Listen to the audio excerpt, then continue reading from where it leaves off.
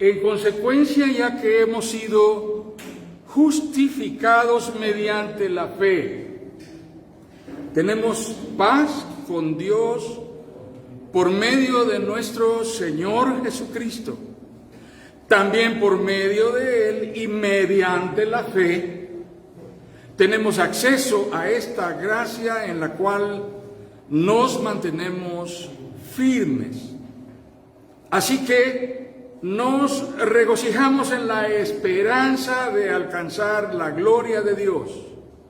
Y no solo en esto, sino también en nuestros sufrimientos, porque sabemos que el sufrimiento produce perseverancia. La perseverancia, entereza de carácter. La entereza de carácter, esperanza. Y esta esperanza no nos defrauda, porque Dios ha derramado su amor en nuestro corazón por el Espíritu Santo que nos ha dado. Romanos 5, 1 al 5. ¿Cuántas veces se menciona la fe en esto que hemos leído? ¿Cuántas veces la fe es el protagonista de estas porciones bíblicas? ¿Se dan cuenta cuán reiterativamente nos lo dice? Romanos 3, 23 al 26. Concluye diciendo: de este modo Dios es justo y a la vez el que justifica a los que tienen fe en Jesús.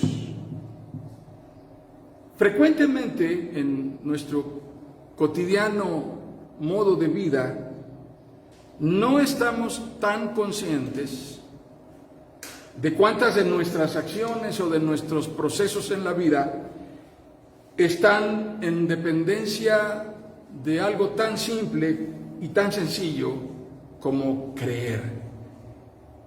Simple y sencillamente creer. Somos concebidos, somos gestados y somos dados a luz por el simple hecho de que hay un proceso cuya facultad es inexplicable y que asumimos que funcionará con naturalidad sin que dependa de nosotros necesariamente. Sucede sencillamente.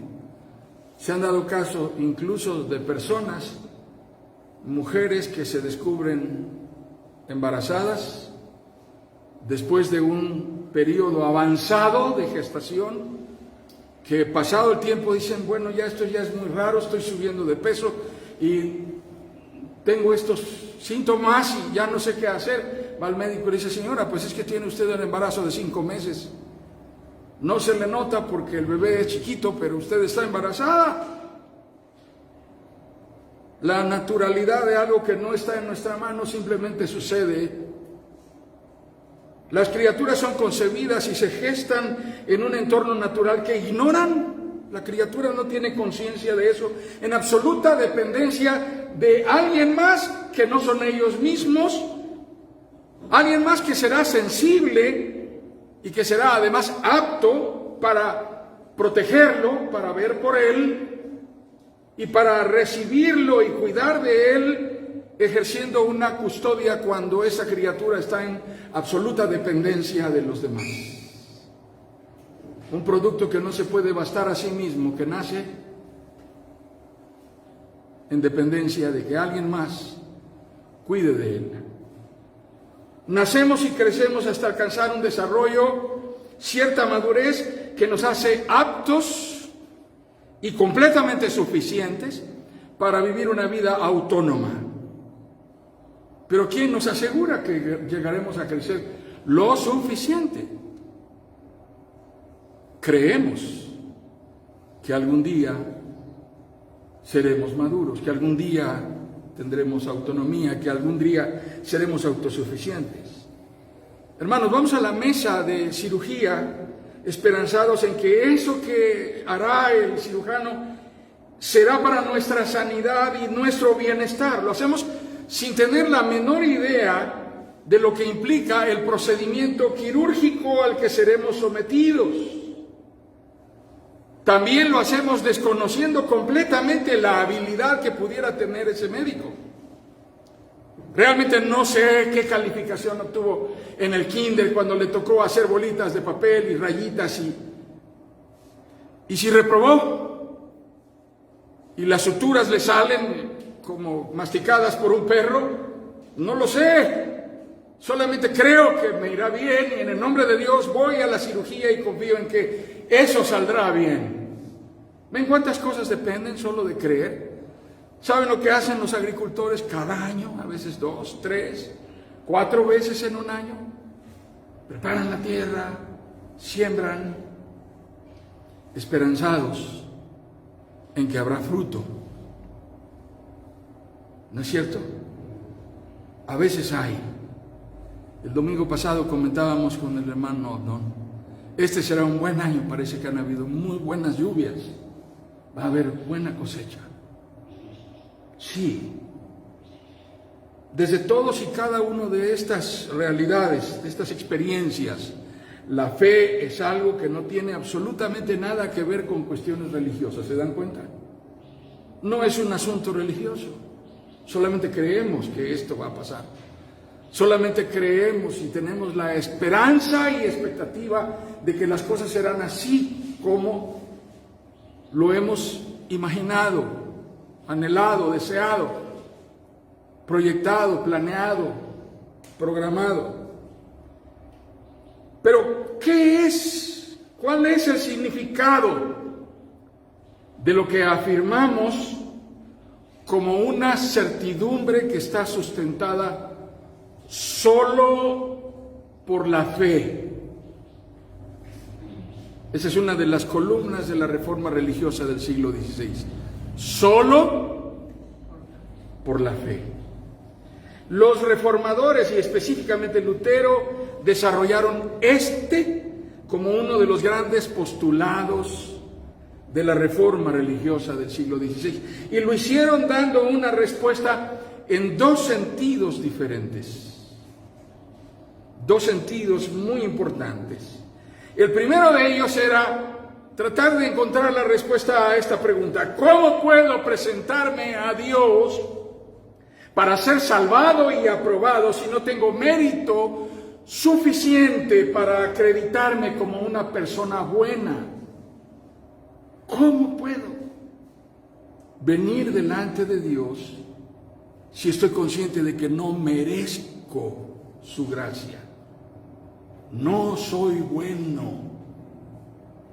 Y la segunda necesidad de una respuesta es esta: ¿puede acaso el sistema religioso existente y las prácticas rituales, devocionales o penitenciales conseguir que yo alcance alguna forma de crédito, de abono a mi favor, alguna forma de ventaja delante de Dios con la cual pueda negociar ante Él y decirle: sálvame, aunque no soy bueno, pero mira, hice todas estas cosas? ¿Es posible eso? Ellos no encontraron respuestas para esto. No encontraron respuestas sólidas en el sistema de creencias en la iglesia y en su tiempo. No habían respuestas para estas 2 preguntas. Así que fue así como comenzó todo. Habían 2 realidades acerca de su condición espiritual delante de Dios. Y esto comenzó con Lutero. Había existido desde antes más como una inconformación hacia la estructura de la iglesia, pero en el caso de Lutero, todo este conflicto surge de su necesidad de tener paz con Dios. Esto es lo significativo de la reforma de Lutero. Nace de su necesidad de tener certidumbre de la salvación. Él no se percibía a sí mismo como seguro y absolutamente cierto del perdón de Dios. Recurrentemente luchaba con su debilidad por el pecado, a la vez que experimentaba culpa, vergüenza y condenación interior. ¿Cuál es tu propia percepción acerca de en qué calidad y condición podemos nosotros acercarnos a Dios? En una igualdad y en una semejanza con la experiencia de Lutero. ¿Cuántos de nosotros luchamos con pena o vergüenza o pesar? No sé si alguna vez han experimentado el tenerse que buscar refugiarse en un espacio a solas para decirse a sí mismos: otra vez lo volviste a hacer, eres un animal pecador, qué vergüenza, volviste a perder el control, el dominio, lo que dijiste que no volverías a hacer, lo has hecho. ¿Conocen esta realidad? ¿O son ustedes seres tan espirituales que jamás han experimentado una cosa como esta? Tal vez ustedes son superiores al resto de la humanidad y alguno de ustedes podría decir: nunca jamás en mi vida he experimentado culpa ni vergüenza por mi pecado. Ustedes no deberían estar aquí. Nadie que piense así necesita de Dios. Así que Lutero recurrió a todas las herramientas con las que contaba en su tiempo. Recurrió a las disciplinas penitenciales. ¿Saben cuáles eran estas? Las disciplinas penitenciales que un monje tenía a su alcance eran, por principio de cuentas, la oración y el ayuno, por supuesto. Después de eso, existían otras medidas extremas: el aislamiento, privarse de ver a todo el mundo. El ascetismo fue una corriente que comenzó aún desde antes de los tiempos de Jesús. Ya habían ascetas. Una de las tribus, de los movimientos ascéticos más identificados en los tiempos de Jesús fueron los esenios, que crearon verdaderas comunidades fuera de las ciudades como un rechazo a la vida de la ciudad. Ese ascetismo, esa es una tendencia de separación del mundo. Ellos creaban sus propios alimentos, ellos fabricaban sus propios vestidos. A Juan el Bautista se le identifica en cierta forma con estos ascetas, que eran como monjes, los esenios. Aún hay huellas de ellos. Se llamaban a sí mismos los hijos de la luz. Vivían en una guerra permanente contra el mundo. Así que privarse de la comunión con otros parecía ser una buena manera de evitar el pecado. Pero aún los ermitaños que vivían en el aislamiento de las montañas descubrían que a donde ellos iban evitando el pecado iba con ellos. Así que tú quemas el celular y dices: maldito aparato del demonio, tú me has inducido al mal. No más Facebook, no más Instagram, no más TikTok, no más redes sociales, no más Internet. Me aíslo de esto, ayunaré de redes sociales y de plataformas. Y de pronto te descubres que todavía eso está atrapado en tu subconsciente. Las escenas se repiten, las imágenes vuelven a ti. Había todavía otras herramientas en la disciplina penitencial.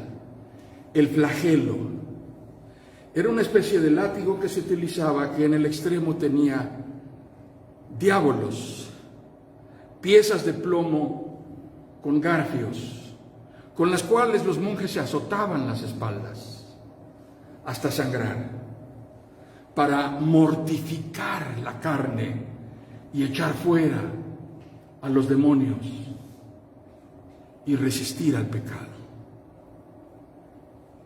Todo eso probó Lutero y no funcionó. A la par de eso existía otra herramienta más que se llamaba el silicio, que si ustedes vieron alguna película por ahí del Código Da Vinci se dieron cuenta de cómo funcionaba el silicio que traía este monje en la pierna, y que era algo que cada vez apretaba más hasta sangrar y permanentemente estaba lastimando para recordar tú eres un miserable pecador. Habían muchas maneras de que ellos pudieran estar constantemente conscientes y recibiendo evidencias de que eran miserables pecadores, pero no habían evidencias de certidumbre de qué. No habían hallazgos de una verdadera certidumbre de paz con Dios. No había una fuente de verdadera certidumbre. A la vez, en su anhelo por certidumbre espiritual, Lutero desarrolló una inclinación, un apego por la palabra de Dios y se refugió en ella, y a partir del hallazgo que encontró en la palabra de Dios, aquella profecía de Habacuc: mas el justo por su fe vivirá. Así que Lutero se vio profundamente esperanzado por esto, pero a la vez de verse esperanzado por esto, se vio profundamente confrontado con lo que estaba oyendo y viviendo a su alrededor, porque lo indignó la manera en que en sus tiempos, desde la estructura de la iglesia y desde la doctrina de la iglesia más sólida de su época, a la cual él pertenecía, se ofrecían certificados por escrito y firmados y sellados con el sello del Papa, que aseguraban el perdón de Dios en favor de quien fuese. No importaba si ya había muerto, solo había que pagar una cantidad de dinero para obtenerlo. Así que personas iban y vendían sus tierras, personas iban y vendían sus animales, porque querían asegurar que alguien que amaban y que había muerto pasaría del purgatorio, el lugar de tormento intermedio entre esta vida y la vida eterna, y que de esa forma serían salvos. Lutero descubrió que esta no era una forma verdadera, ni escrituralmente veraz, para conseguir la justificación delante de Dios. Ahora, es necesario que estemos muy conscientes de cuáles son las realidades que la Biblia nos revela acerca de la condición del ser humano delante de Dios. El ser humano es la única criatura, la única hecha a imagen y semejanza de Dios. Ninguna otra criatura fue hecha a imagen y semejanza de Dios, aunque toda la creación es un reflejo de la naturaleza y de la gloria de Dios. Ahora también, desde la caída en el Edén, el ser humano está separado de Dios y completamente imposibilitado para restaurar esa comunión por su propia iniciativa o habilidad. Separado de Dios. Esa condición espiritual sujeta al ser humano a condenación de muerte, a maldición eterna. Dios también ha determinado y ha provisto lo necesario para reconciliar consigo mismo a aquellos a quienes Él ha elegido para salvación, a los que ha llamado suyos desde antes de la fundación del mundo. Y esta redención ha sido obrada por la gracia de Jesucristo y solo puede ser aplicada a estos, los elegidos de Dios, por medio de la fe en la obra consumada por Cristo Jesús en la cruz. Esto nos lleva a discernir, a reconocer, a aceptar con puntualidad lo que no es la salvación que nos reconcilia con Dios. Lo que no es la salvación que nos reconcilia con Dios. No es un tipo de creencia universal o generalizada. Hermanos, no todo el mundo cree esto. En segundo lugar, la salvación no es un derecho humano. No está consignada en la constitución de ninguna nación. En ningún lado dice todo el mundo tiene el derecho de ser salvo. En tercer lugar, tampoco es un patrimonio universal de la humanidad. Sí, el pozole es un patrimonio universal de la humanidad. Sí, las ruinas de Teopanzolco, las de Xochitepec, son un patrimonio universal de la humanidad. Las de Teotihuacán, pero la salvación en Cristo Jesús no es un patrimonio universal de la humanidad porque le pertenece en exclusiva a Dios. En cuarto lugar, no estamos hablando de una fe común. Todos creemos y lo que creamos de todas maneras nos lleva a Dios. ¿Han oído ustedes eso? Es que está bueno, qué bueno que cree eso. Oye, ¿ves que él cree que va a encontrar a Dios con una horqueta en la mano como se encuentra el agua? Está bien, mientras sea buscar a Dios, está bien que lo haga con la horqueta. Bueno, no es lo que dice la palabra. Así que esta fe no es algo común al género humano. Y finalmente, no es esto, la fe acerca de la salvación en Cristo Jesús, no es una demanda popular, exigida y alcanzada tras sangre y lucha largamente extendida como una revolución en la que mártires murieron para conseguirla. No es una lucha revolucionaria. No nos equivoquemos. Estamos refiriéndonos a que la redención obrada por Jesucristo está vinculada a una forma de fe que se conoce como fe salvadora y que se distingue de la forma común y popular de creencia, que es del dominio público, aquella en la que la gente da por hecho, aquella creencia en la que la gente cree y asume cosas acerca de Dios sin ningún sustento, solamente sus propias conclusiones. Esa es la fe popular. Y creencia, hermanos, todo el mundo tiene. Todo el mundo tiene creencias. La gente cree que si puede colgar detrás de su puerta una herradura, o puede poner en la esquina de su casa una planta de sábila, o puede todas las mañanas de viernes 13 salir a lavar su banqueta con un poco de agua y echar sal en forma de cruz. ¿Y cuántas cosas cree la gente? ¿No es cierto que la gente cree miles de cosas y da por hecho que son verdades? Eso no es la fe salvadora. La fe salvadora es una sola.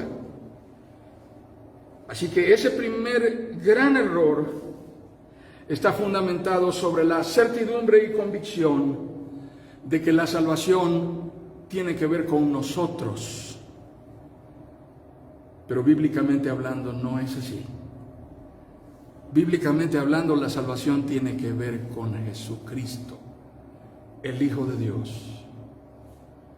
Bíblicamente hablando, la salvación tiene que ver con el autor y el consumador ¿de qué cosa?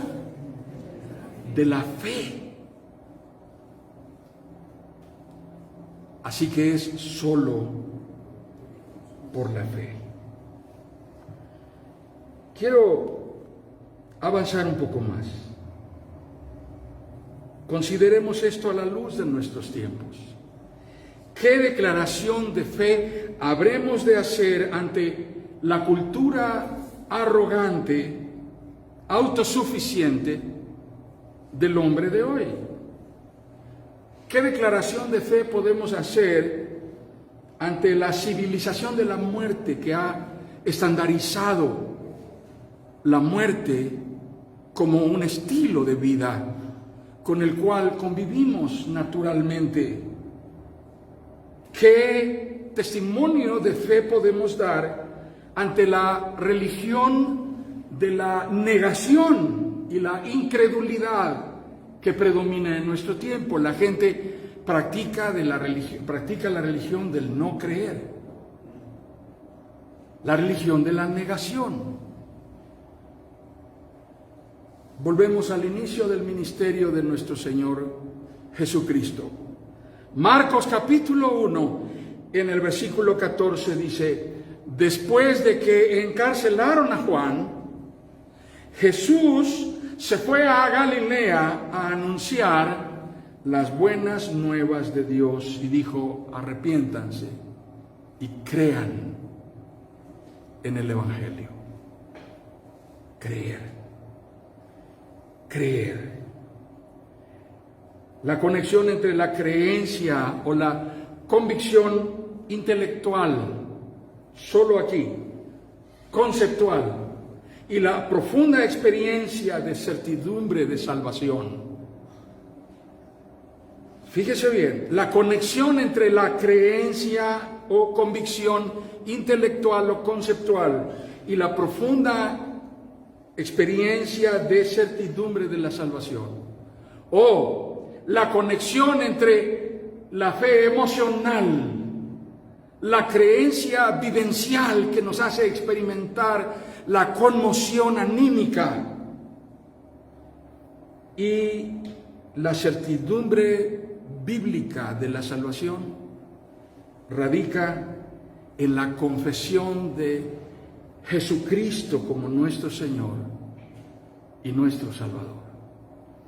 El apóstol Pablo escribe a los romanos estas palabras: mas ¿qué dice? Cerca de ti está la palabra en tu boca y en tu corazón. Esta es la palabra de fe que predicamos, que si confesares con tu boca que Jesús es el Señor y creyeres en tu corazón que Dios le levantó de los muertos, serás salvo, porque con el corazón se cree para justicia, pero con la boca se confiesa para salvación. Romanos 10, 8 al 10. Esa es la roca sobre la que está construida nuestra vida, y lo único que nos permitirá perseverar sin quitar nuestros ojos de Él, que es el autor y el consumador de nuestra fe.